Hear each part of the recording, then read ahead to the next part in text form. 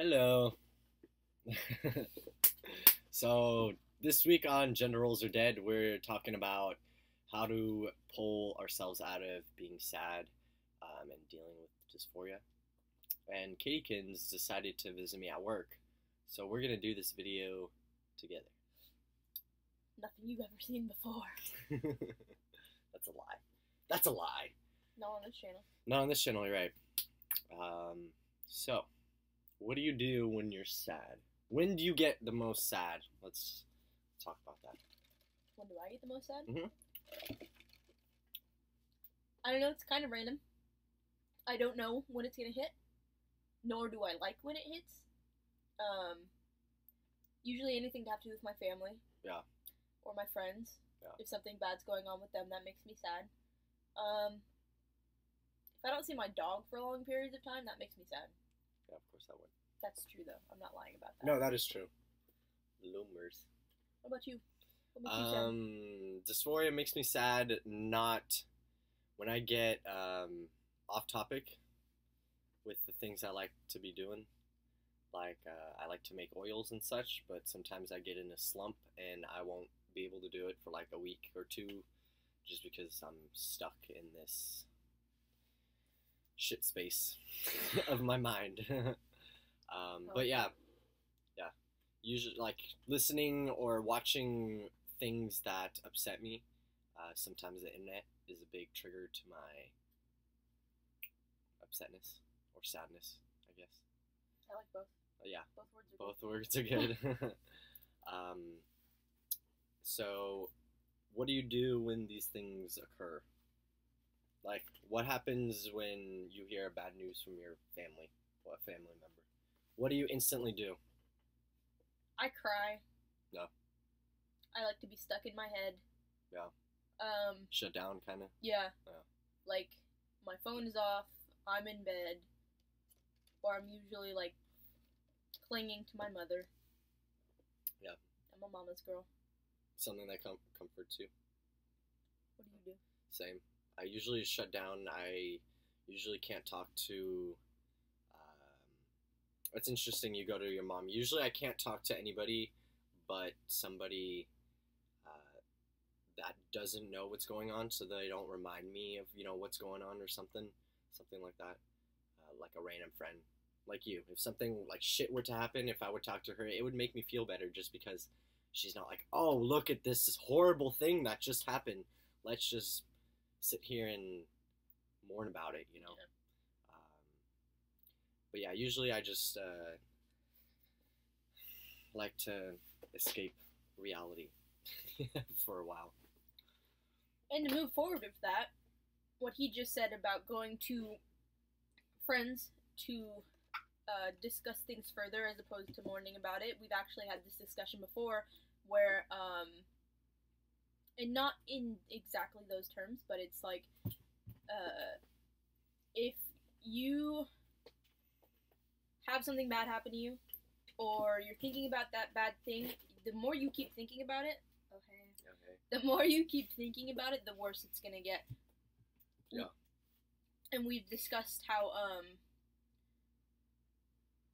if you try and turn that around, whether, whatever it is that you're doing, the more you try and turn it around in whatever way that you feel you could turn it around, like, I like being at work when I'm upset, because I get more stuff done. Yep. Or, thankfully I live at the beach, I really like going for drives and looking at the water, it makes me happy, but we've talked about how the more you're upset and the more you talk about how you're upset, the more you're going to be upset. Yeah.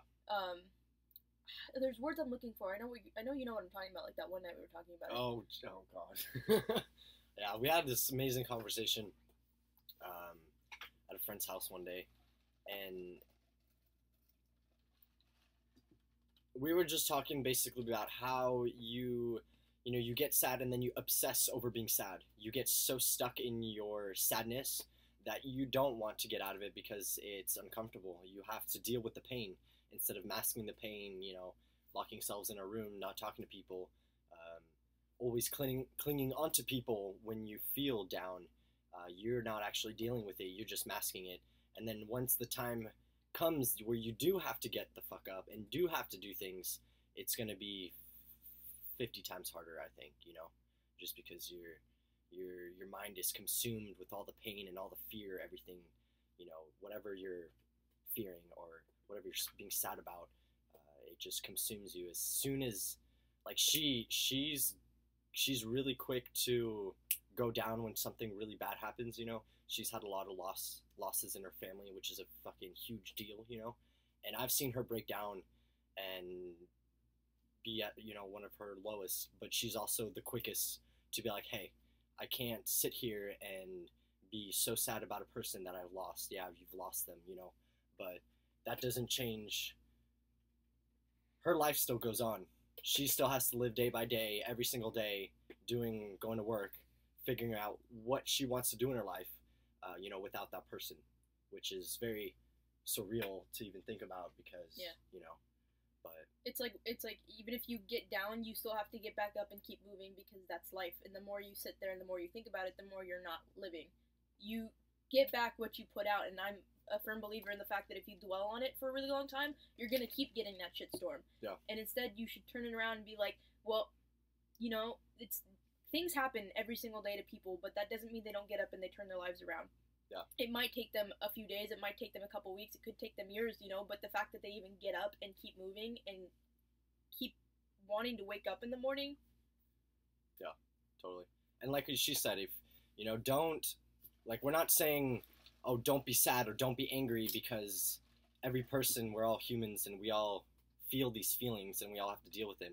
But what she said, if you're angry, go to work and be angry at work. Fucking angrily put the boxes of fruit in the shelf, you know, do something with your anger. If you're sad, this is a good example, a lot of painters, I guess you could say, they paint their emotions, you know, artists, you know, they're sad, they will fucking paint this amazing, beautiful painting, and it really shows, you can see all their sadness in it, you know.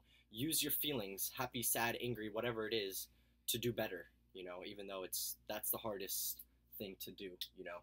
Realize that you're sad, but also use it as use it to benefit you, you know, not to tear you down even more, I guess. It's easy to dwell, but it's harder to let go and keep moving. Yeah. And the minute that you accept the fact that you have to get up and keep moving, you've overcome one of the hardest things in the entire world. True. Totally. So, I don't know if that covers the topic of what makes you happy. But, yeah, I feel like when we make videos, it's more of like, let's talk about life. Yeah. Our thoughts and everything come out. So maybe not so much of how you deal with things, but how we see things and how we try to deal with things, you know. This is not a video, oh, if you're sad, go read a book. Oh, if you're angry, go punch a tree, you know. Everybody's going to have something different that works for them. Yeah. I mean, like I was saying, I really like to go to work when I'm angry because it makes me productive. You know, I want to keep moving. I don't want to sit down. I don't want to sit there and think about things. I would rather be up and around. I'd rather be filling things in my bulk department, or I'd rather be sitting in the freezer reorganizing, because the less time I spend thinking about it, the more time I can spend getting over it. Exactly. Totally. And here we said we weren't going to make a long video. And yeah, this is a 9-minute video. And we could keep talking. And that's why I'm going to shut up. Yeah. Well, that's it, I think, for this week. I'm probably going to be in the video with Lex tomorrow because she wanted to make a video with me. So you'll see me again. Super popular. But thanks for watching, guys. I will post my Tumblr and Katie's Tumblr in the description below so you can check us out. And follow us. Check us out. We're super cool, super rad people. Alright. Yeah. Bye. Bye.